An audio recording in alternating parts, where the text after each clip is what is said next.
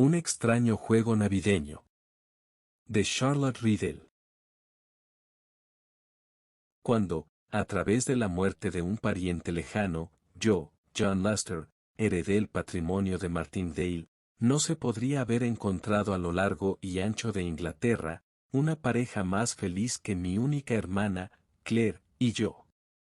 No éramos tan hipócritas como para fingir tristeza por la pérdida de nuestro pariente, Paul Lester, un hombre a quien nunca habíamos visto, de quien solo habíamos oído hablar un poco, y ese poco desfavorablemente, y de cuyas manos nunca habíamos recibido ni un solo beneficio, un hombre que, en resumen, era tan desconocido para nosotros, como el entonces primer ministro, el emperador de Rusia, o cualquier otro ser humano, completamente ajeno a nuestra extremadamente humilde esfera de vida.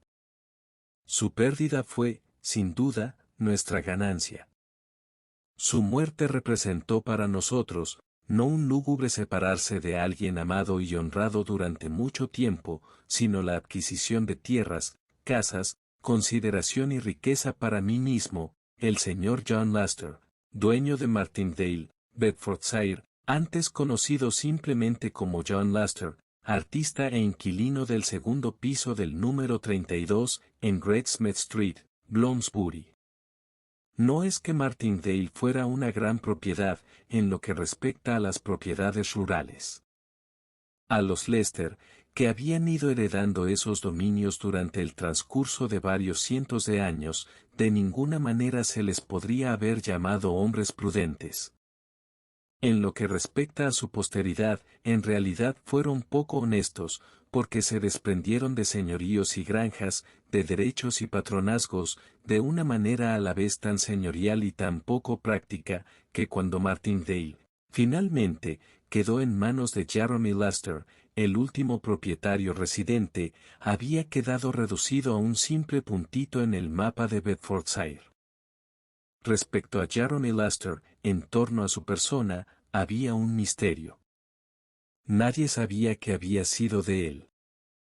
Estaba en el salón de roble de Martindale una víspera de Navidad, y antes de que llegara la mañana siguiente, había desaparecido, para no reaparecer nunca más en carne y hueso. Durante la noche, un tal señor Barley, un gran amigo y compañero de Jeremy, había estado jugando a las cartas con él, hasta pasadas las 12, luego se despidió de su anfitrión, y regresó a su casa, cabalgando bajo la luz de la luna. Después de eso, ninguna persona, hasta donde se pudo determinar, volvió a ver a Jeremy Lester vivo o muerto. Su forma de vida no había sido ni la más regular ni la más respetable, y no fue hasta pasado Año Nuevo, cuando sus sirvientes, sin tener aún noticias de su paradero, se alarmaron seriamente por su ausencia. Entonces, se iniciaron las investigaciones sobre su desaparición, investigaciones que se hicieron cada vez más urgentes, a medida que pasaban semanas y meses sin que se obtuviera la más mínima pista de su posible paradero. Se ofrecieron recompensas, se insertaron anuncios, pero aún así, Jeremy no dio señales de vida, de manera que, pasado algún tiempo, su heredero legítimo, Paul Lester, tomó posesión de la casa, y fue a pasar los meses de verano en Martindale, con su rica esposa y los 4 hijos que ella aportaba de su primer matrimonio. Paul Lester era abogado, un abogado sobrecargado de trabajo, y todo el mundo supuso que estaría muy contento de dejar la abogacía, y establecerse en Martindale, donde el dinero de su esposa, y la fortuna que él había acumulado, le proporcionarían prestigio, incluso entre la aristocracia rural de los alrededores. Y en efecto, tal vez con esa intención, se trasladó a vivir a Bedfordshire. Sin embargo, fuera como fuera, rápidamente cambió de opinión, porque con la llegada de las nieves de enero, regresó a Londres, alquiló el terreno que rodeaba la casa, cerró la mansión, nombró a un cuidador, y nunca más se preocupó por su propiedad de Martindale. Pasó el tiempo, y la gente empezó a decir que la casa estaba encantada, que Paul Lester había visto algo, etc., historias todas ellas, que se nos repitieron debidamente cuando, 41 años después de la desaparición de Jeremy Laster, Claire y yo fuimos hasta allí, para inspeccionar nuestra herencia. Digo nuestra, porque Claire siempre había seguido valientemente junto a mí en la pobreza, una pobreza absoluta, y la prosperidad no nos iba a separar ahora. Lo que era mío era de ella, y ella, Dios la bendiga, lo sabía sin necesidad de que yo se lo dijera. La transición de una economía tan precaria como la nuestra, a esa riqueza inesperada, fue en nuestro caso un acontecimiento todavía más dichoso, porque no lo habíamos previsto en lo más mínimo. Nosotros nunca imaginamos que heredaríamos de Paul Laster, y en consecuencia, no pesaba en nuestras conciencias el que alguna vez, ni siquiera en nuestros peores momentos, hubiéramos llegado a desearle la muerte. Si hubiera hecho un testamento, sin duda nunca hubiéramos ido a Martindale, y en consecuencia, nunca hubiera llegado a escribir esta historia, pero, por suerte para nosotros, murió intestado, y las propiedades de Bedfordshire pasaron a mí. En cuanto a la fortuna, Paul Astor se la había gastado en viajes y en dar grandes fiestas en su lujosa casa en Portman Square. Por lo que respecta a sus efectos personales, la señora Lester y yo, llegamos a un acuerdo muy amistoso, y ella me hizo el honor de invitarme a visitarla de vez en cuando, y según supe después, hablaba de mí como de un joven muy digno y presentable a pesar de mi posición social, lo cual, viniendo de una autoridad tan docta en la materia, me fue, por supuesto, muy grato. Además, me preguntó si tenía intención de residir en Martindale, y tras responderle afirmativamente, ella dijo que esperaba que fuera de mi agrado el vivir allí. En ese momento, me llamó la atención que lo dijera en un tono un tanto peculiar, y cuando llegué a Martindale, y escuché las historias absurdas que circulaban acerca de la casa, comprendí el significado oculto que encerraban sus palabras. La gente decía, que el señor Jeremy vagaba por Martindale. Afirmaban que había sido visto por cazadores furtivos, por guardabosques, por los niños que utilizaban el parque como atajo para ir a la escuela, y por amantes que mantenían sus citas bajo los olmos y las hayas.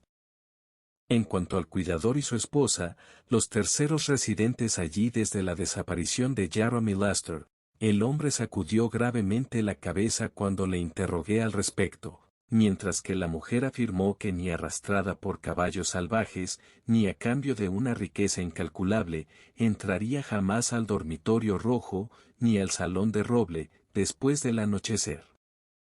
He oído contar a mi madre, señor, pues fue ella quien sucedió a la anciana señora Reynolds, la primera guardiana, como sucedían cosas en esas mismas habitaciones, que podrían poner los pelos de punta a cualquier cristiano. Se oían patadas en el suelo, juramentos y golpear muebles, y luego, fuertes pasos subiendo la gran escalera, y a lo largo del pasillo hasta el dormitorio rojo, y después un portazo. Dicen, señor, que el señor Paul Astor entró una vez, y desde entonces el salón de roble nunca ha sido abierto de nuevo. Yo, desde luego, nunca he entrado ahí. Tras escuchar este relato de boca de aquella atemorizada mujer, lo primero que hice fue dirigirme al salón de roble, abrir las contraventanas, y dejar que el sol de agosto entrara a raudales en esa estancia. Era una habitación anticuada y amueblada con sencillez, con una gran mesa en el centro, una más pequeña en un hueco junto a la chimenea, sillas alineadas contra las paredes, y una alfombra polvorienta y apolillada en el suelo. Había figuras de perros, rotas y oxidadas, sobre la chimenea, había un guardafuegos de latón, deslustrado y maltratado, un cuadro de alguna pelea naval sobre la repisa de la chimenea, y otras pinturas de temática similar, colgadas entre las ventanas. En definitiva, era una habitación absolutamente prosaica y sin misterio, aunque no por eso triste, de la que huyeron los supuestos fantasmas en cuanto dejé entrar la luz del sol. De inmediato, me propuse redecorarla y convertirla en una agradable sala de estar. Yo tenía aún menos de 30 años, pero ya había aprendido a ser prudente en la escuela de la necesidad, y no era mi intención gastar mucho dinero, hasta que estuviese seguro de cuáles eran exactamente los ingresos reales, derivables de las tierras que aún pertenecían a las propiedades de Martindale, y las cargas que había sobre ellas. De hecho, quería saber de cuánto dinero disponía, antes de dejarme llevar por grandes extravagancias, pero el lugar había estado abandonado durante tanto tiempo, que encontré algunas dificultades para averiguar la situación real de mis ingresos.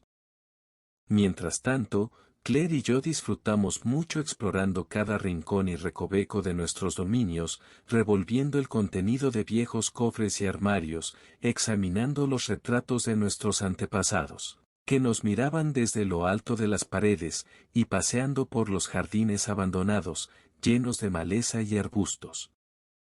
Más tarde, puse orden allí y, desde entonces, ya no hay hierba en los caminos, ni zarzas por el suelo, los setos han sido cortados y podados. Pero, a menudo, digo que a pesar de todas mis mejoras, o mejor dicho, a consecuencia de ellas, Martindale no luce ni la mitad de bonito que en su prístino estado de conservación, tan pintoresco y primitivo. Aunque decidí no comenzar a reparar y decorar la casa, hasta que estuviese mejor informado sobre los arriendos de Martindale, el estado de mis finanzas era tan satisfactorio, que Claire y yo decidimos irnos al extranjero, antes de que finalizase el verano, a tomarnos esas vacaciones que, en nuestros días de pobreza, tanto habíamos soñado realizar algún día. No podíamos saber lo que podría pasar en un año, como observó sabiamente Claire, así que lo mejor, era que nos divirtiésemos mientras pudiéramos. En consecuencia, antes de que llegara finales de agosto, estábamos vagando por el continente, holgazaneando en Rouen, visitando las galerías de París, y planeando extender nuestro mes de disfrute a 3. Lo que me decidió a ello, fue nuestra incipiente amistad con una familia inglesa, que proyectaba pasar el invierno en Roma. Nos conocimos accidentalmente, pero descubrimos que éramos vecinos cercanos en Inglaterra. De hecho, la propiedad del señor Cronson estaba cerca de Martindale. De esta manera, esa ligera amistad pronto maduró, hasta convertirse en intimidad, y al poco tiempo, ya estábamos viajando juntos.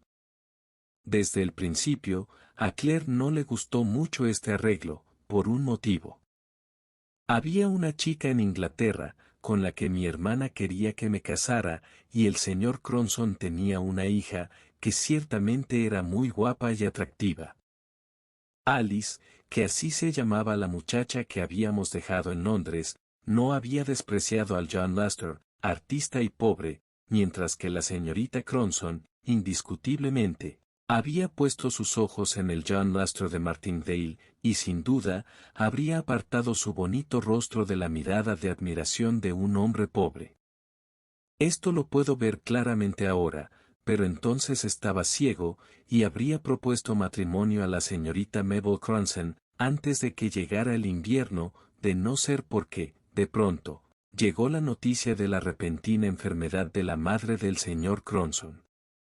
En un momento, todos nuestros planes tuvieron que modificarse, y aquellos agradables días de viaje al extranjero llegaron a su fin. Los Cronson hicieron las maletas y partieron de inmediato, mientras Claire y yo regresábamos más lentamente a Inglaterra, un poco malhumorados el uno con el otro. Eran mediados de noviembre, cuando llegamos a Martindale, y encontramos el lugar cualquier cosa menos romántico o agradable.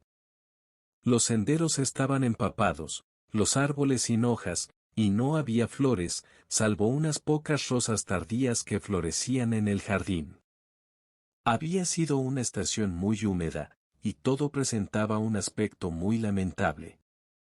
Claire renunció a invitar a Alice para que le hiciera compañía durante los meses de invierno, como había previsto, y los Cronson todavía estaban ausentes en Norfolk, donde pretendían pasar la Navidad con la anciana señora Cronson, ahora recuperada. En conjunto, Martindale parecía un lugar bastante lóbrego y deprimente, y las historias de fantasmas, de las que nos habíamos reído, cuando la luz del sol inundaba las habitaciones, se volvieron más reales, cuando solo tuvimos las velas y el fuego de la chimenea, para disipar la oscuridad. También se volvieron más reales, cuando un criado tras otro, nos fueron abandonando, para buscar empleo en otra parte, cuando los ruidos se hicieron cada vez más frecuentes en la casa, y cuando nosotros mismos, Claire y yo, con nuestros propios oídos, escuchamos los pasos, los golpes y los portazos que nos habían descrito. Querido lector, sin duda estás libre de fantasías supersticiosas. Desprecias la existencia de fantasmas y solo desearías poder encontrar una casa embrujada, donde pasar la noche, lo cual es muy valiente y digno de elogio. Pero espera hasta que te encuentres en una vieja y desolada mansión de campo, llena de sonidos totalmente inexplicables, sin un solo sirviente, sin nadie excepto un viejo cuidador y su esposa, quienes, viviendo en el extremo más alejado de la casa, no se enteraban de los pasos y portazos que se sucedían a lo largo de toda la noche. Al principio, imaginé que los ruidos eran producidos por algunas personas malintencionadas que deseaban, para sus propios fines, mantener la casa deshabitada, pero, poco a poco, Claire y yo, llegamos a la conclusión de que aquel visitante debía ser verdaderamente sobrenatural, lo que, en consecuencia, convertía a Martindale en un lugar inhabitable. Como Claire y yo seguíamos siendo, pese a todo, personas prácticas, y a diferencia de nuestros predecesores, no disponíamos del dinero suficiente para vivir donde y como quisiéramos, antes de decidirnos a abandonar Martindale, decidimos comprobar si era posible hallar cualquier influencia humana en el asunto. En caso contrario, acordamos que derribaríamos el ala derecha de la casa y la escalera principal. Por las noches, nos quedábamos despiertos hasta las 2 o 3 de la madrugada, Claire bordando, yo leyendo, con un revólver sobre la mesa a mi lado, pero no hubo nada, ni sonido ni aparición, que recompensara nuestra vigilia. Esto pareció confirmar mi primera idea, de que los sonidos no eran sobrenaturales, pero para confirmarlo, decidí pasar la Nochebuena, aniversario de la desaparición de Jeremy Luster, de guardia en el dormitorio rojo. Ni siquiera a Claire le mencioné mi intención. Hacia las 10, cansados de las vigilias anteriores, nos retiramos cada uno a descansar. De manera algo ostentosa, tal vez, cerré ruidosamente la puerta de mi habitación, y cuando volví a abrirla media hora después, ningún ratón podría haber avanzado por el pasillo, con mayor sigilo y precaución que yo. Totalmente a oscuras, me senté en el cuarto rojo. Durante más de una hora, bien podría haber estado en mi propia tumba, ya que no podía ver absolutamente nada, pero pasado ese tiempo, salió la luna, y difundió unas extrañas sombras en el suelo y en la pared de la habitación. Hasta entonces, había hecho guardia frente a la ventana, después, cambié mi lugar a un rincón cerca de la puerta, donde quedaba oculto por las pesadas colgaduras de la cama y un armario antiguo. Seguí sentado, pero ningún sonido rompió el silencio. Agotado tras pasar tantas noches sin dormir, y harto de mi solitaria vigilia, finalmente me quedé dormido. Me desperté, al oír la puerta abrirse suavemente. «John», dijo mi hermana, casi en un susurro, «John, ¿estás aquí?» «Sí, Claire», respondí, «pero, ¿qué haces despierta a estas horas?» «Baja», respondió ella, «están en el salón del roble». No necesité ninguna explicación sobre a quién se refería, pero bajé las escaleras tras ella, advertido por su mano levantada, de la necesidad de silencio y precaución. Claire se detuvo frente a la puerta abierta del salón de roble, y ambos nos asomamos a mirar en el interior de la estancia.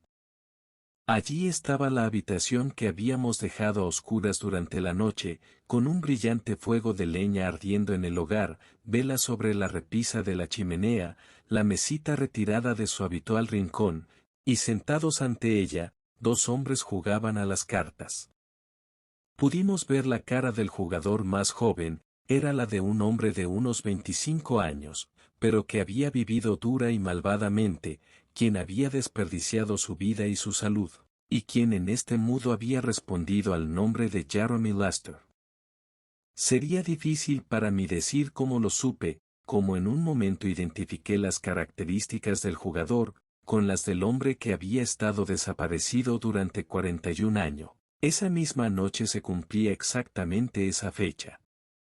Iba vestido con un traje de época pasada, llevaba el pelo empolvado, y alrededor de las muñecas lucía volantes de encaje. Parecía alguien que, viniendo de una gran fiesta, se hubiera sentado después de su regreso a casa, para jugar a las cartas con un amigo íntimo. En su dedo meñique brillaba un anillo, y en la pechera de su camisa, lucía un valioso diamante. Llevaba hebillas también de diamantes en sus zapatos, y según la moda de su época, vestía calzones hasta la rodilla y medias de seda, que resaltaban ventajosamente la forma de una pierna y un tobillo notablemente fornidos. Aunque se encontraba sentado frente a la puerta, ni una sola vez levantó la vista hacia ella. Su atención parecía totalmente centrada en las cartas. Durante algún tiempo, hubo un silencio absoluto en la habitación, roto solo por el trascendental recuento de puntos del juego. Claire y yo permanecimos en la puerta, conteniendo la respiración, aterrorizados y fascinados a la vez, por la escena que se estaba representando ante nosotros. Las cenizas caían sobre el hogar suavemente, como la nieve, y podíamos escuchar el crujido de las cartas, cuando eran repartidas sobre la mesa, así como el recuento, 15, 1 punto, 15, 2 puntos, etc. Pero no se pronunció ninguna otra palabra, hasta que finalmente, el jugador cuyo rostro no podíamos ver, exclamó, «Yo gano, el juego es mío». Entonces su oponente tomó las cartas, las ordenó descuidadamente en su mano, las juntó y arrojó todo el paquete a la cara de su invitado, exclamando: «Tramposo, mentiroso, toma esto».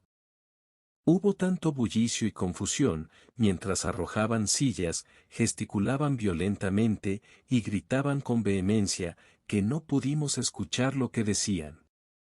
De pronto, Jeremy Laster salió a grandes zancadas de la habitación, con tanta prisa, que casi nos tocó, al pasar junto a nosotros. Oímos después sus fuertes pasos por la escalera, hasta llegar al dormitorio rojo, del que bajó a los pocos minutos, con 2 estoques bajo el brazo. Cuando volvió a entrar en el salón, nos pareció que le daba a elegir arma al otro hombre, y luego, abrió de golpe la ventana, y tras cederle el paso ceremoniosamente a su oponente, salió afuera, seguido por Claire y por mí. Atravesamos el jardín, y bajamos por un sendero estrecho y sinuoso, hasta llegar a un suave trozo de césped, protegido al norte por una plantación de abetos jóvenes. Aquella era una brillante noche de luna, y podíamos ver claramente a Jeremy Laster, midiendo los pasos. «Cuando cuentes hasta 3, le dijo finalmente al hombre que seguía todavía de espaldas a nosotros. Habían echado suerte sobre el terreno donde se situaría cada uno, y la suerte había recaído en contra del señor Lester. Allí de pie, iluminado por los rayos de la luna, ofrecía una estampa tan bella como la del más apuesto de los hombres. 1, comenzó a contar el otro, 2, y antes de que nuestro pariente tuviera la más mínima sospecha de las intenciones de su rival, éste se abalanzó sobre él y le clavó el estoque en el pecho. Al ser testigo de esa cobarde traición, Claire gritó. Entonces, en apenas un instante, los combatientes desaparecieron, la luna se ocultó detrás de una nube, y nosotros nos quedamos a la sombra de los abetos, temblando de terror y de frío. Pero, por fin, habíamos descubierto lo que le había ocurrido realmente al difunto propietario de Martindale, muerto, no en una pelea justa, sino vilmente asesinado por un falso amigo. Cuando me desperté, ya avanzada la mañana, el día de Navidad, vi un mundo blanco, con la tierra, los árboles y los arbustos cubiertos de nieve. Había nieve por todas partes, tanta nieve como nadie recordaba que hubiese caído en 41 años. Fue precisamente en una Navidad como esta, cuando el señor Jeremy desapareció, comentó el viejo sacristán a mi hermana, que había insistido en arrastrarme por la nieve hasta la iglesia. Allí Claire, al oír estas palabras, se desmayó, y fue llevada a la sacristía, donde le hice una confesión completa al vicario, de todo lo que habíamos visto la noche anterior. Al principio, aquel digno varón se mostró bastante inclinado a tratar el asunto a la ligera, pero cuando, 15 días después, la nieve se derritió, y la plantación de abetos pudo ser examinada, reconoció que podrían ocurrir tal vez más cosas en el cielo y en la tierra, de lo que su limitada filosofía le permitía imaginar. Porque, resultado de aquel examen del terreno, fue el hallazgo, en un pequeño espacio despejado justo dentro de la plantación, del cuerpo sin vida de Jeremy Laster. Lo reconocimos por el anillo, las hebillas de diamantes y el reluciente broche en el pecho. El señor Cronson, quien en su calidad de magistrado vino a inspeccionar estas reliquias, estaba visiblemente perturbado por mi relato. Por favor, señor Lester, dígame, ¿vio en su sueño el rostro del otro caballero? ¿El del rival de su pariente? No, respondí, permaneció de espaldas a nosotros todo el tiempo. Bueno, de cualquier manera, no hay nada más que se pueda hacer al respecto, observó el señor Cronson. Nada, respondí. Y allí sin duda habría terminado el asunto, a no ser porque, unos días después, mientras estábamos cenando en Cranston Park, Claire, de repente, dejando caer el vaso de agua que se llevaba a los labios, exclamó, «Mira, John, ahí está. Es él». Se levantó de su asiento, y con el rostro tan blanco como el mantel que cubría la mesa, señaló un retrato colgado en la pared. Le vi el rostro por un instante, cuando giró la cabeza hacia la puerta, cuando salía Jeremy Laster, dijo Claire, y es él. Su asesino. De lo que siguió a esta identificación, solo tengo un vago recuerdo. Los sirvientes corrían de aquí para allá, la señora Cronson se cayó de su silla, en un ataque de nervios, las jóvenes se agolparon alrededor de su madre, y señor Cronson, temblando como si le hubiera atacado una fiebre, intentaba dar algún tipo de explicación, mientras Claire me rogaba con insistencia que nos fuésemos de allí de inmediato. Y nos marchamos, en efecto, pero no solo de Cranston Park, sino también de Martindale. Antes de irnos, sin embargo, tuve una entrevista con el señor Cronson, quien dijo que el retrato que Claire había identificado, era el del padre de su esposa, la última persona que vio a Jeremy Laster con vida. Ahora es un anciano de más de 80 años, finalizó el señor Cronson, que me lo confesó todo. Espero que no quiera usted traer más tristeza y deshonra a esta familia, haciendo público el asunto. Le prometí que guardaría silencio, pero la historia, poco a poco, se fue revelando, y los Cronson, finalmente, abandonaron el país. Mi hermana nunca regresó a Martindale, se casó, y vive en Londres. Por mucho que le asegure, que ya no hay ruidos extraños en la casa, ella se niega a venir a visitarme a Bedfordshire, donde vivo junto a Alice, aquella muchacha en la que, hace tanto tiempo, Claire quería que pensara en serio, y que ahora es mi esposa y madre de mis hijos. Fin.